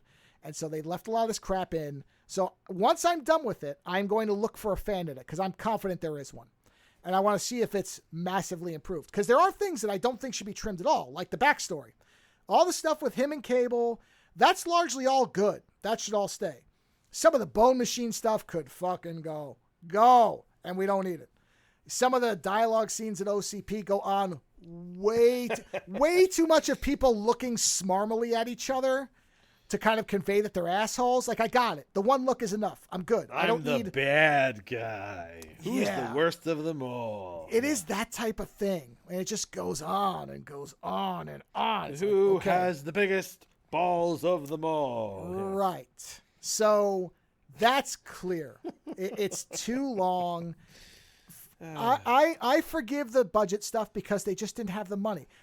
So, yes, at times the RoboCop suit looks like it's bouncing rubber when he hits into things. Yeah, it does. But again, what you'll notice if you were to watch it is they start figuring this stuff out because then they start covering it up really well. Like when he goes, and there are some impressive scenes when he and Cable are fighting, they're throwing each other through walls. It looks great. It doesn't look like a styrofoam rubber wall. It looks like they built a fucking wall and threw somebody through it because it looks really good. There's points where they're getting trashed and it actually looks pretty good. And then there's other parts where he bumps up against the wall and you see that the armor flexes. And you're like, okay, suspension of disbelief can work in a lot of ways. Let's back off a little bit here because, okay. Hey, you know me, I'm a huge fan of suspension of disbelief. Yeah. if the rest of it's good enough, then yeah, except that, listen, this is a low budget RoboCop that gets a lot of things right. Yeah. The effort is done in good faith. And I'm going to forgive a lot. This is kind of my approach to a lot of stuff now is, unlike, say, Michael Bay, who can fuck off anytime now because he gets millions of dollars and makes the same garbage over and over. It just makes things look like shit unless there's an explosion involved, which is fine, I guess. So let me get that right. So he can fuck off now. Yeah. No, because The Rock's good. And what was the other one he made? He made something else that wasn't bad. The Rock... Hold on. He made something else. I got to be fair about it. I like to be fair. Hold on. What else did he make? He made The Rock, and he made something else that I thought was good.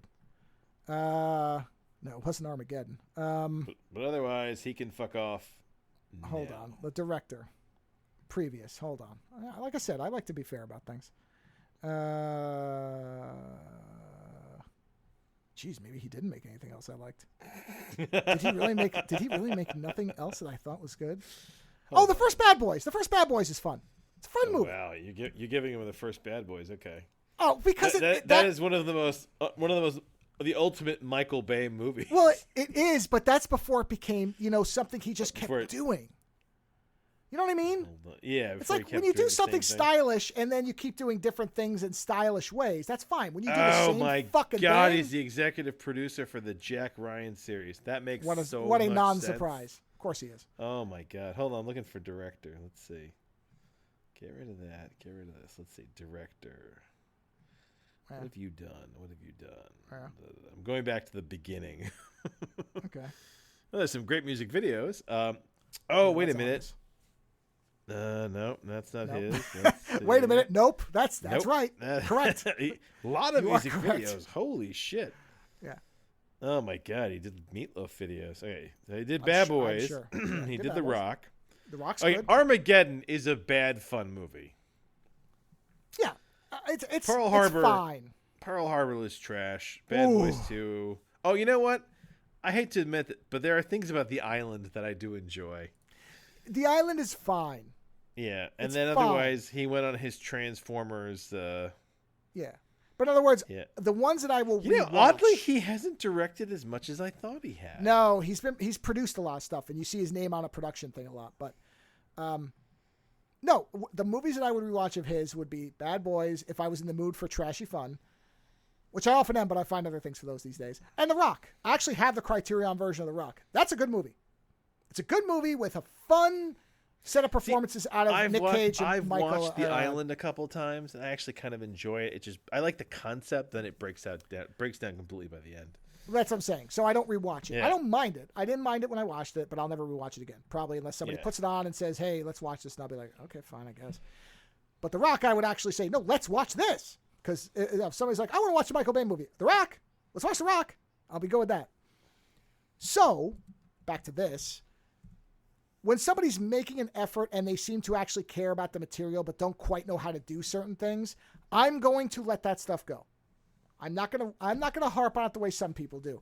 Yes, it's not The Wire. It's not devs. It's not productions that have a ton of money and a prestige studio behind them.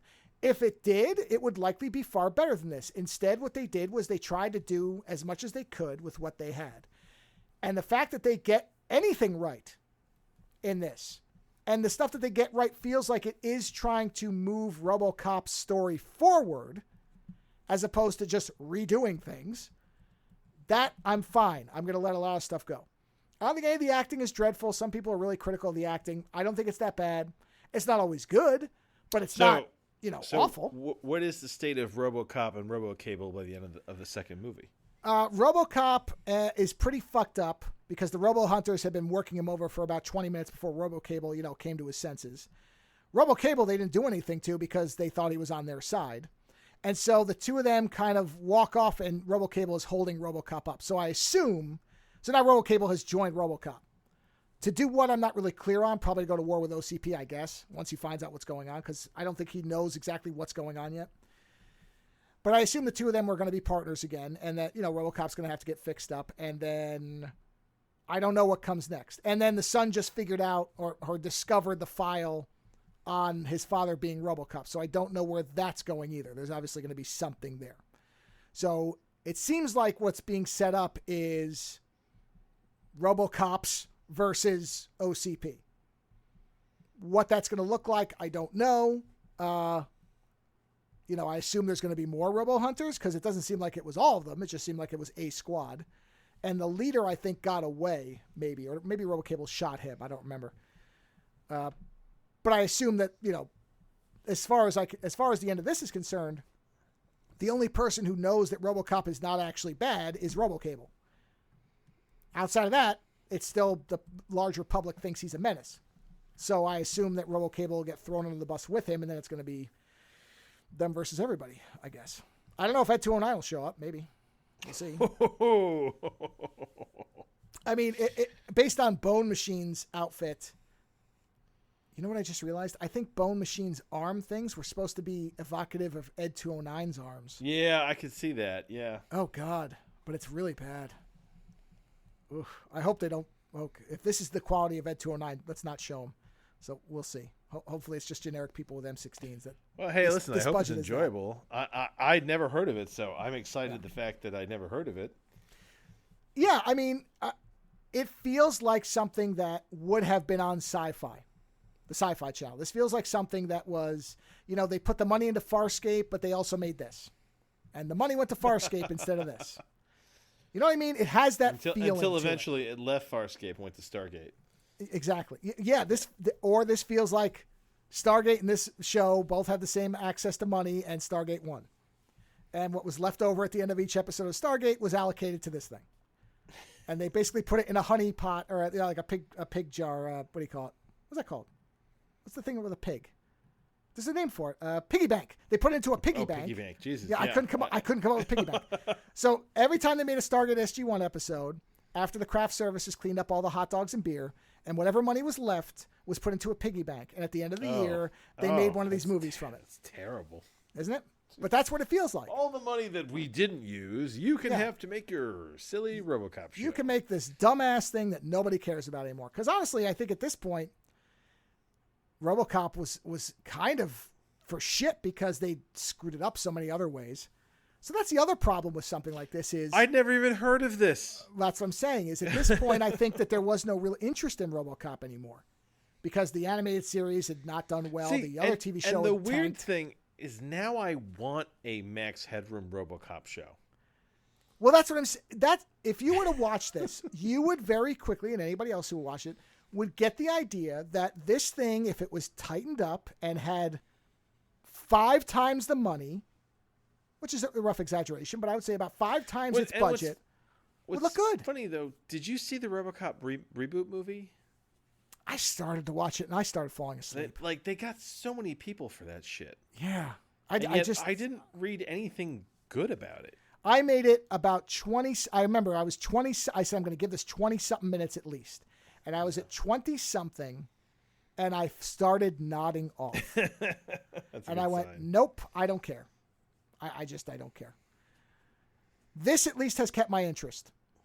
Because, again, the other thing is that movie was just recycling RoboCop. It's not doing anything new.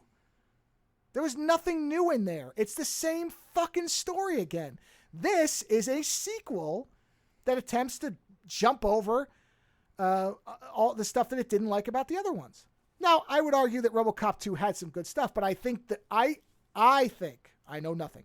I think the reason they ignored RoboCop 2 specifically was they wanted to make the idea of making another RoboCop novel. Because at one point when the executive says, I want to make another RoboCop, the guy says, look, I was part of that team, and I am not convinced that that wasn't an accident, and we may never be able to do it again.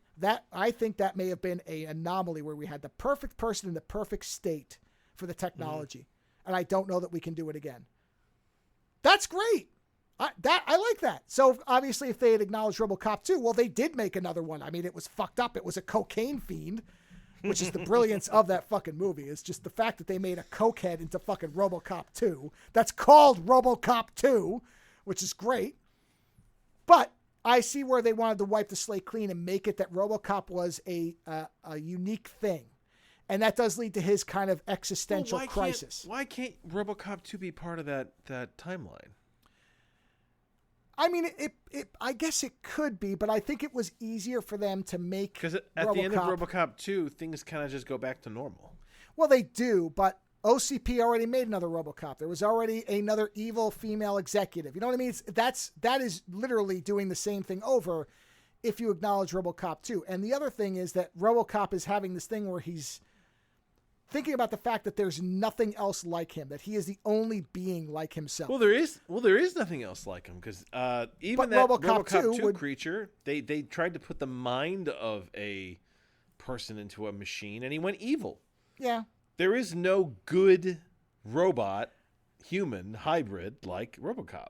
Here's another possible angle, which is a bit hubris related, but could be that because a lot of there are certain elements of RoboCop 2 that are clearly present in this. One being that they make another RoboCop, and the other that they turn that RoboCop turns into kind of a joke, not a joke like he is literally in 2 where they put too many directives into him, but in a joke as in he just doesn't matter anymore. And maybe what they thought was, well, we want to do that, but it'll seem like way too much of a repeat if we acknowledge 2. So we're just going to do our own version of 2 as the opening to this miniseries. Well, I don't know. You'll have to let me know how it ends. Oh, I will. Probably by the next episode, I should have the other 2 done. So, yeah. And I'll report back. And that's it. So, RoboCop Prime Directives is free to watch with ads on Plex's Plex.tv streaming thing, or whatever they call it. So you can watch it for free if you want. I'm not necessarily recommending it. I want to be careful because I don't know that everybody's going to put up with the same shit I do. But if you have found look at the God, RoboCable does look cool, man. He's on the cover of RoboCop Meltdown, which is on the Prime Directives IMDb page. He's bigger too. He is. Oh, he's a big guy. Yeah. So, and he is cool, man. I mean, I like RoboCable, but especially because he dual wields those fucking guns. So, if in the past my bullshit has been appealing to you in terms of viewing, this will be in your wheelhouse. If you have found that I've recommended things and you've given up on them 7 minutes in, I guess I wish he looked slightly different. You mean the actor got a different actor? No. The actual armor looked a little different. RoboCop, you mean? And RoboCable. Oh, well, he looks a lot different. If you look him up, look up like a, what do you call it, image of him? Like a Google image of him or a search image of him. He does look different than that cover makes him look. So, I mean, don't get me wrong. He does look like RoboCop. I'm not going to pretend he doesn't. Here, I'll send you an image. It is different in motion, too. The problem is these still images don't quite look like what he looks like. But, like, if you look at that, you can see how he's darker and chromed and kind of blacked out. It's like a gunmetal finish, yeah. Yeah, it looks really cool. It's like a nice look. Well, the only bad part about that is he makes RoboCop look kind of archaic, but I guess that's sort of the point. That's the point, yeah. Yeah. So when the two of them are together shooting, it's great. That's what I mean. It's a fucking riot. So, like I said, if you're on the same wavelength as I've been for some stuff, then you might be entertained by this. If you're not, there is a lot of... It's a 50-50 show. You're going to have to put up with a lot of creakiness, but the concept, I think, is well-intentioned, and I think they did what they could with what they had. And a lot of times it's successful. A lot of times it's not, but when it's not, it doesn't feel like it's because they didn't like the material or they weren't putting forth an effort. And that's where I forgive a lot of things. I'm going to let a lot go if I don't feel like you're just being a dick, Michael Bay, and just doing garbage because you fucking can. So, I will get a complete review once I'm done, but thus far, like you said, I am at least interested enough to keep watching it. So, that alone for a series you've never heard of, and I think I heard of once 10 years ago and never watched, is already, to me, a good sign. So... And what did you review earlier? What was the one that you talked about earlier? It was Small Soldiers. Oh, Small Soldiers, yeah. Yeah. So, honestly, nothing that we've talked about tonight is necessarily you must seek this out.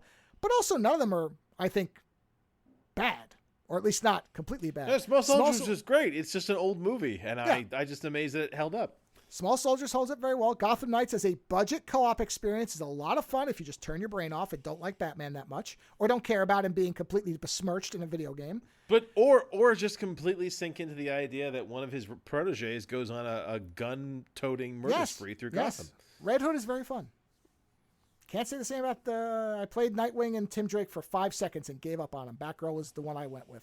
So that would be... Batgirl and Red Hood seemed like they're the funnest characters. And then RoboCop Prime Directives, for the right person, I think, so far is interesting. And it feels like it was all filmed at once, so I don't think it's going to change drastically. I will be curious what the ending is. I haven't read what it is, so I am curious where this thing is going to end up. So I will report back once I know. But there you have it. We've now talked for 2 hours about RoboCop, Gotham Knights, and a little bit of Small Soldiers. So, as ever, a very successful show where we have done important work for the betterment of society. And with this knowledge, go forth, have a wonderful weekend, and we'll talk to you again next week. Visit OzoneNightmare.com to subscribe to new episodes, browse through our back catalog, or to find links to support the show. Follow @OzoneNightmare on Twitter for the latest episode postings and other show information. If 280 characters just isn't enough, you can always email us, theozonenightmare@gmail.com. The opening theme for the show is provided by Heartbeat Hero. The closing theme is provided by Ogre. Please visit and support these artists using the links in the show notes for each episode.